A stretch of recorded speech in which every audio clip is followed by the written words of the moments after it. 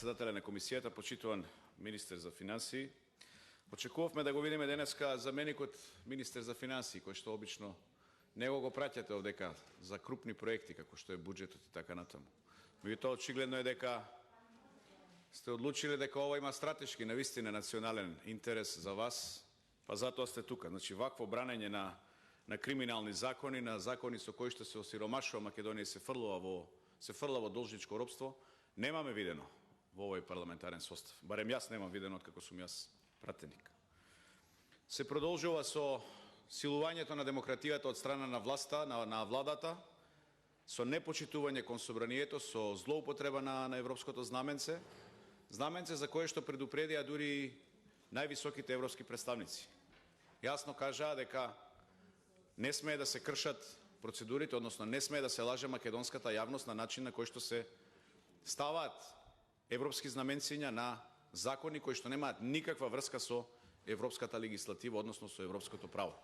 И зошто е тоа така? Затоа што секоја држава членка на Европската унија си има посебни закони поврзани со оваа проблематика.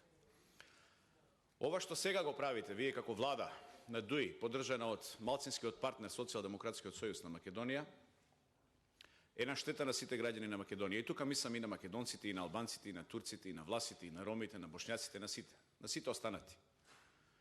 Меѓутоа, факт е дека најголемиот дел од овој криминал ќе го плаќаат граѓаните македонци, затоа што по процент се најголеми.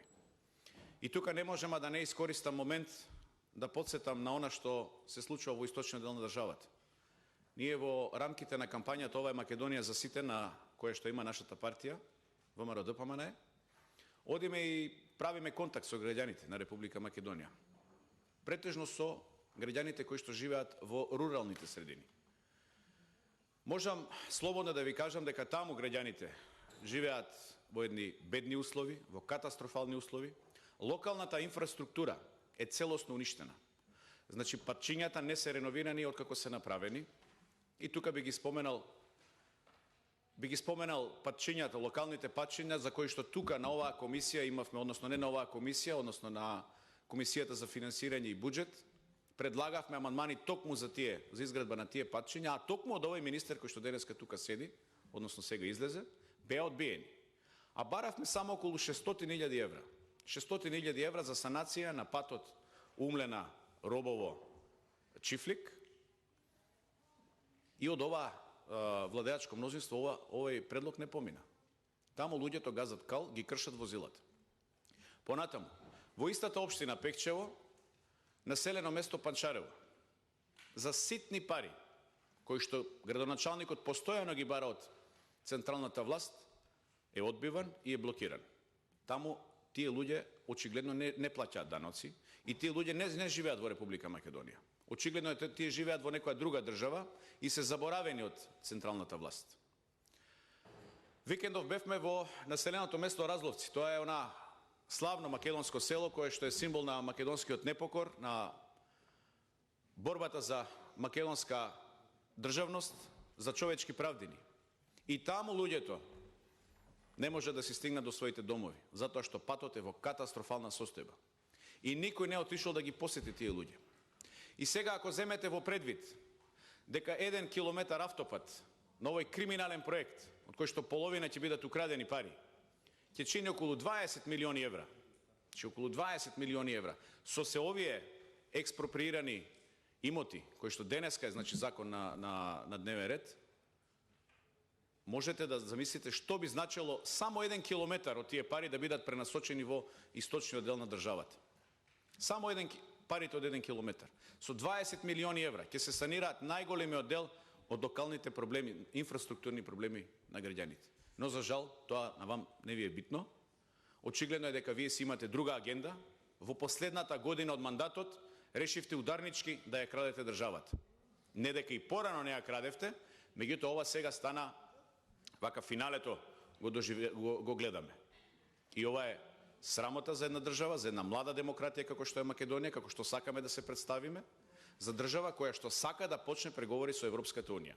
Како ќе ги почнеме преговорите со Европската унија ако вршиме злоупотреба на европското знаменце? Еве, нека има, гледам се јавувате за реплики тука, излезете и објаснете на македонската јавност како и под кои услови Македонија ќе ги започне преговорите со Европската Унија, доколку ги крши процедурите на Европската Унија. И дали тоа не е основа за некое ново вето од некоја друга држава, која што согласно Копенхашките критериуми, кои што и тука се кршат, согласно овој договор што сте го подпишале, затоа што ниту сте тендерирале, не сте имале право, значи, на надпревар, нема компетитивност, што е дел од Копенхашките критериуми, и како ние нема да го претрпиме тоа ново вето? И како ќе го надминеме тоа ново вето? Затоа што вие на овој начин го легализирате ова што го правите. Значи, криминалот го легализирате. Јас очекувам и изненаден сум. Очекував од министерот за финансии, кој што, патем речено, лично го почитувам. Меѓутоа, очекував барем од овој министер да ја видиме ова кореспондентна табела пополнета, да видиме со кое право на Европската Унија ова се усогласува. Значи, сте поднеле, почитуван министер, закон сте поднеле, се повикувате на Европската Унија, а сте ни доставиле празна табела. Ги читав минатиот пат. На некои места, за разлика од некои други ваши колеги, кои што исто така ги доставија празни, вие сте ставиле дури и коси црти. Демек, одредба од спогодбата која се однесува на нормативната содржина на прописот, коса црта. Демек, нема. Сте си признале дека не постои. Меѓутоа, на крај сте се подпишале со име и со презиме. Недостига делот каде што вика, дајте да видиме за стручна помош, дали е побарано од Европската Унија. Што мисли Европската комисија, КАРЦ, ИПА, ТАЕКС, СИГМА, некоја држава членка на Европската Унија, што мисли за овие закони, што мисли Советот за Европа, домашните стручњаци и други. И ние тука немаме ниту едно мислење.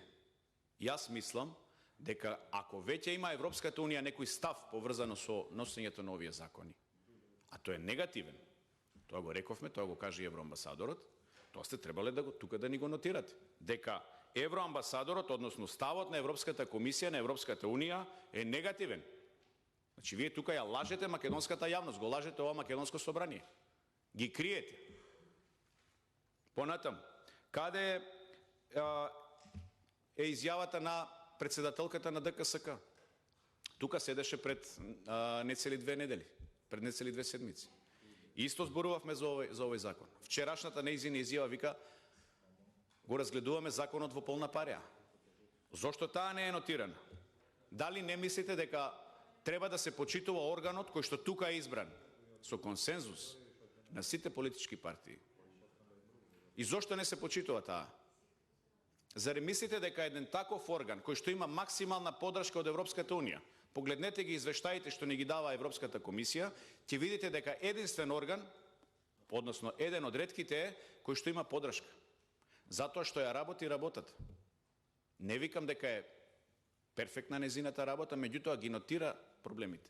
И сега вие викате, добро, тука нема да ја ставиме во табелата, нема потреба да го образложуваме незиното мислење. Таа е неважна. Па како би била важна таа кога самиот премиер Ковачевски изјавува дека неважно е мислењето на ДКСК. Ние ќе си го тераме проектот. Демек не важат устав во оваа држава, не важат закони, не важат институции.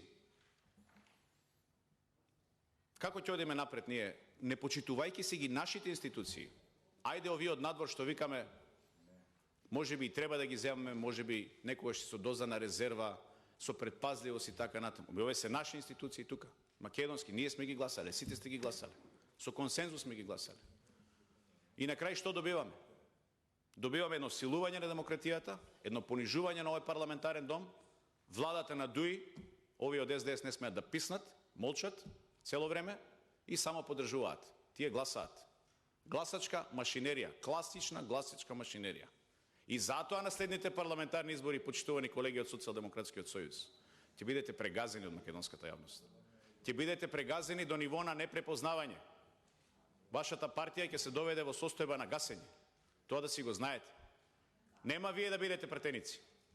Ќе бидат они од извршниот одбор што ви се во партијата. Ќе бидат сегашните министри.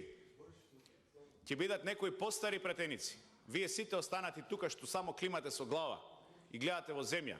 Вие нема да бидете пратеници. Тоа треба да го знаете. Застанете на страната на народот. Фалим да е ред. А не застанувајте. Ви благодарам. Благодарам.